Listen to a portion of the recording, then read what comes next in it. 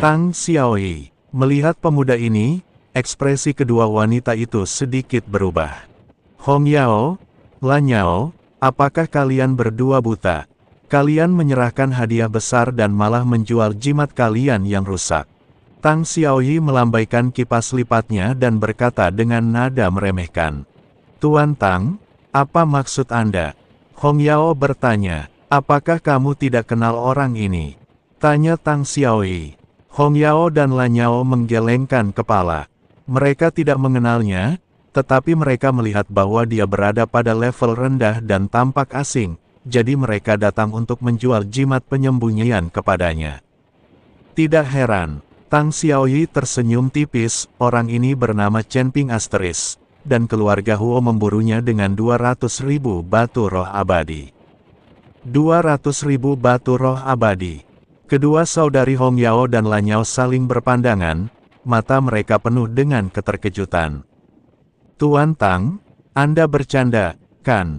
Bagaimana mungkin seorang kultivator tingkat 3 di alam Mahayana bisa bernilai 200.000 batu roh abadi? Lan Yao bertanya dengan ragu. Siapa yang punya waktu untuk bercanda denganmu? Bagaimanapun, ini adalah apa yang dikatakan keluarga Huo. Aku tidak peduli di wilayah mana dia berada. Kalian berdua, keluar dari sini. Kalau kalian membuatku tidak senang, anak buahku sudah lama tidak menyentuh wanita. Tang Xiaoyi berkata kepada kedua saudari itu. Jangan marah, Tuan Tang. Ayo kita pergi. Hong Yao buru-buru menarik adiknya dan tersenyum meminta maaf. Tetapi saat kedua saudari itu berbalik untuk pergi, puluhan bola cahaya tiba-tiba terlempar dari tangan mereka. Bola-bola cahaya ini meledak dengan cahaya yang menyilaukan, dan serangkaian ledakan terjadi dalam sekejap. Tang Xiaoyi terkejut oleh serangan mendadak ini dan segera mundur. Pergi, apakah kamu masih menunggu untuk mati di sini? Hong Yao meraih Chen Ping dan melarikan diri dengan cepat. Pada saat yang sama, Lan Yao mengenakan jimat penyembunyian pada tubuh Chen Ping untuk menyembunyikan napas Chen Ping, agar tidak tertangkap oleh Tang Xiaoyi dan yang lainnya dengan mengikuti napas tersebut. Sialan, kejar aku. Tang Xiaoyi sangat marah dan segera mengejarnya bersama anak buahnya. Hong Yao dan Lan Yao berlari dengan selama setengah jam sampai jimat penyembunyian di tubuh mereka kehilangan efeknya, dan kemudian mereka berhenti, terengah-engah. Kedua lelaki itu buru-buru mengeluarkan beberapa pil untuk mengisi kembali tenaga mereka, sementara menatap mereka dengan heran. Mengapa kalian berdua menyelamatkanku? Chen Ping bertanya dengan bingung. Tidak ada alasan, kata Hong Yao setelah mengambil 2 napas. Kami para saudari baik hati. Bagaimana caramu berterima kasih kepada kami berdua? Lan Yao bertanya, baik hati. Chen Ping tersenyum, baik hati namun masih memaksa orang lain untuk membeli dan menjual serta menindas yang lemah. Lan Yao melotot padanya dan berkata, sudah cukup baik bahwa kamu memaksa orang untuk membeli dan menjual. Lihat, ada orang yang ingin membunuhmu secara langsung untuk mendapatkan hadiah. Bukankah kalian para saudari menyelamatkan aku sehingga kalian sendiri yang bisa mengambil hadiahnya? Chen Ping tertawa, karena kamu sudah melihatnya, kami para saudari tidak akan bertele-tele. Aku tidak pernah menyangka bahwa seorang kultivator tingkat 3 sepertimu di alam Mahayana bisa bernilai 200.000 batu roh abadi. Saya tidak tahu apakah otak keluarga Huo berkarat, atau apakah mereka memiliki terlalu banyak batu peri dan tidak punya tempat untuk menggunakannya. Tapi jangan khawatir, aku akan bertindak cepat dan tidak akan membiarkanmu menderita. Hong Yao memandang Chen Ping dan benar-benar berbicara untuk menghiburnya. Chen Ping melihat saudara kembar di depanku, aku tidak bisa menahan tawa. Kedua wanita ini memiliki kecerdasan, tetapi tidak banyak. Apa yang kau tertawakan? Apa kau tidak takut mati? Lan Yao bertanya, saya menertawakan masalah IQ Anda. Chen Ping kata, apa, beraninya kau menertawakan kami? Lan Yao mengarahkan pedang panjang di tangannya ke Chen Ping. Pikirkanlah dengan otakmu. Apakah keluarga Huo memiliki terlalu banyak batu abadi, atau otak mereka berkarat? Mereka benar-benar menggunakan 200.000 batu abadi untuk membunuh seorang kultivator tingkat ketiga alam Mahayana. Bukankah mereka akan mengirim seorang tetua untuk membunuhku begitu saja? Mengapa mereka membutuhkan perintah pembunuhan dan 200.000 batu roh peri? Chen Ping dikatakan. Hong Yao memutar matanya dan berkata sambil berpikir, benar sekali, mengapa keluarga Huo tidak melakukannya sendiri? Karena keluarga Huo tahu bahwa tidak mudah bagi mereka untuk membunuhku. Ada orang-orang di belakangku yang tidak berani mereka ganggu, jadi mereka menawarkan hadiah dan membiarkan orang lain melakukannya. Chen Ping dijelaskan, apakah ada orang di belakangmu? Apakah orang di belakangmu lebih kuat dari keluarga Huo? Tanya Lan Yao. Chen Ping mengangkat sudut mulutnya, keluarga Huo kecil, musnahkan dengan lambaian tangan. Kau hanya membual, kenapa aku tidak percaya ada seseorang di belakangmu? Katakan padaku siapa yang mendukungmu.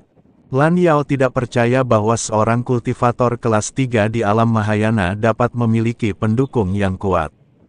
Pendukungku adalah diriku sendiri. Chen Ping menunjuk dirinya sendiri dan berkata, berani sekali kau mempermainkan kami, saudariku. Lan Yao mengira telah menipu mereka, jadi dia ingin membunuh Chen Ping. Namun saat ia berani bertindak, ia merasakan aura mengerikan menekannya. Coba aku lihat bagaimana kalian bisa melarikan diri. Tang Xiaoyi datang dengan marah, lalu meninju Chen Ping dan kedua saudara perempuan itu.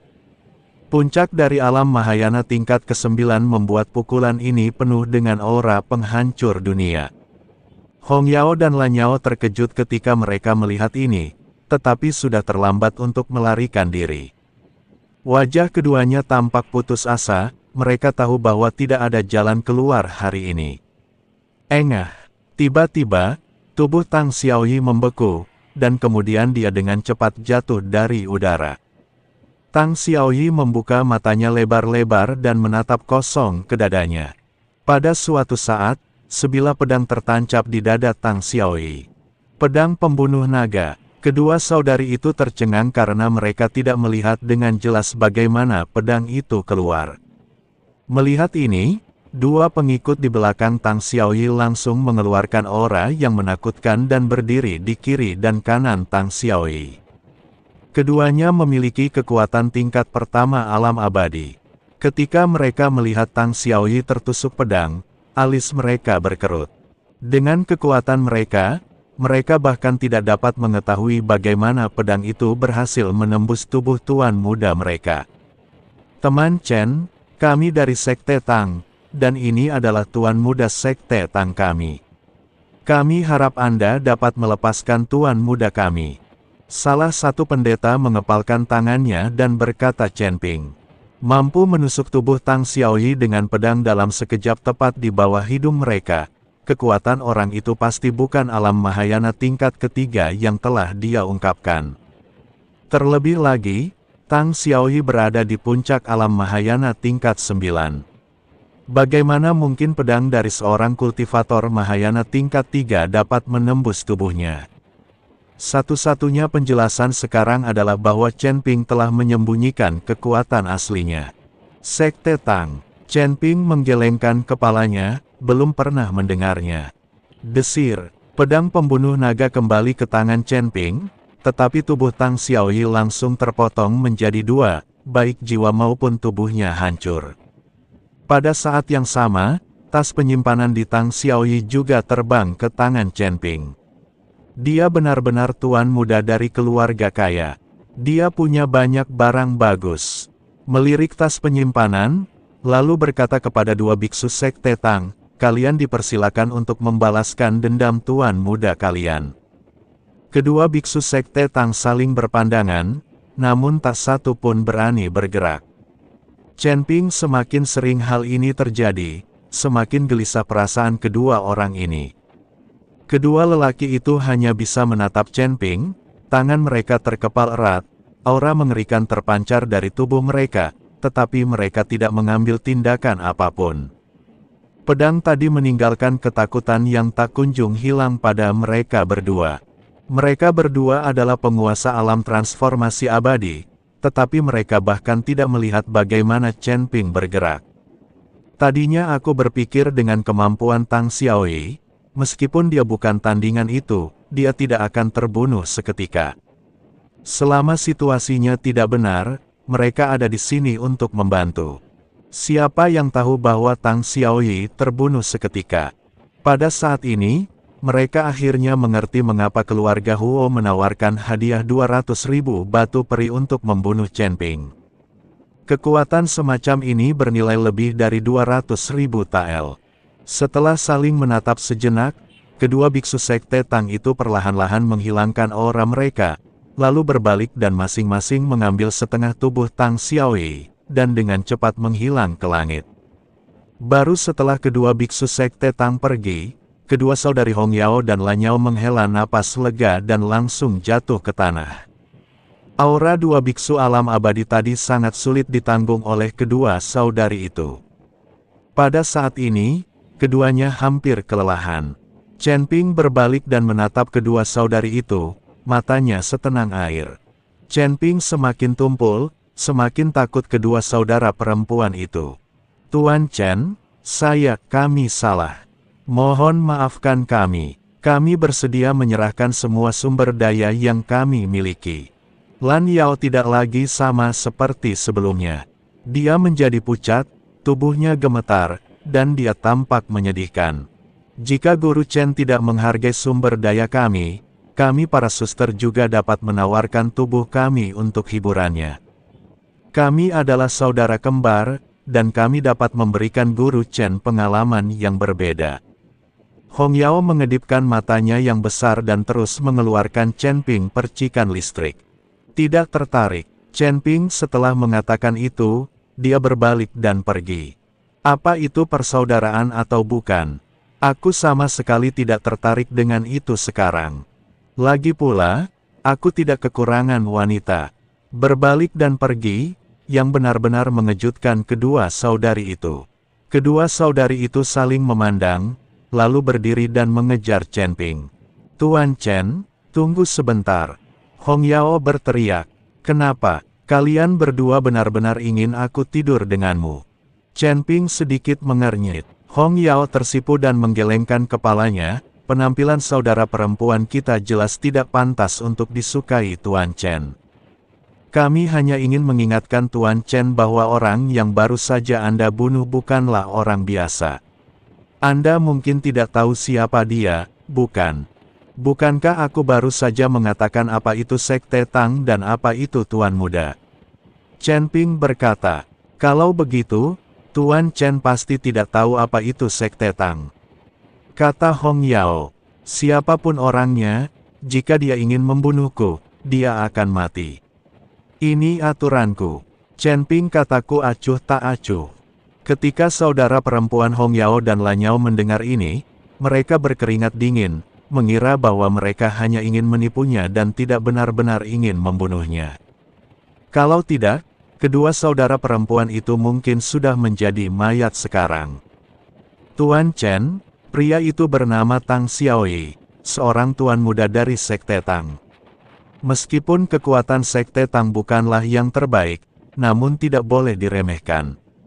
Mereka juga memiliki tempat di Sekte Tao dan memiliki hak bicara. Hong Yao memperkenalkan Sekte Tang ke Chen Ping. Chen Ping, bagaimana kekuatan klan Tang dibandingkan dengan klan Huo? Chen Ping tanya. Tentu saja klan Tang tidak dapat dibandingkan dengan klan Huo, tetapi juga tidak dapat jauh tertinggal. Kata Hong Yao. Aku bahkan tidak takut pada keluarga Huo, jadi klan Tang bukan apa-apa. Chen Ping tersenyum. Hong Yao tertegun dan sedikit malu. Tuan Chen, meskipun Sekte Tang tidak sebagus keluarga Huo, bahkan jika ketiga sekte tersebut digabungkan, keluarga Huo bukanlah tandingannya. Tiga pintu berjajar. Chen Ping tercengang dan tidak mengerti apa ini. Tuan Chen, Lian Sanmen adalah kekuatan tiga sekte. Berkat pernikahan di antara mereka, ketiga sekte kini bersatu. Jadi kami selalu menyebut mereka tiga sekte. Di antaranya adalah Sekte Tang, dan ada pula Sekte Qian. Orang-orang dari Sekte Qian semuanya ahli dalam beberapa teknik ramalan dan perhitungan. Yang lainnya adalah Sekte Ling, dan hal favorit mereka adalah memelihara binatang buas spiritual. Lan Yao menyela dan menjelaskan kepada Chen Ping, bagaimana ketiga gerbang ini jika digabungkan dibandingkan dengan kota Sun Moon. Chen Ping diminta, aku tidak tahu tentang itu. Lagi pula, kota matahari bulan cukup misterius, dan kudengar kekuatannya adalah salah satu yang terbaik di alam manusia surgawi.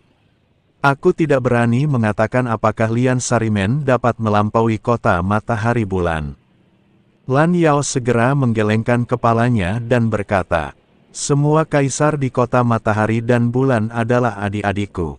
Apakah menurutmu aku akan takut pada Lian Sanmen? Chen Ping tersenyum dingin, lalu berbalik dan terus berjalan maju. Kedua saudari itu memandang, dan untuk sesaat mereka tidak tahu apakah perkataan itu membanggakan diri atau sungguh-sungguh mengagumkan.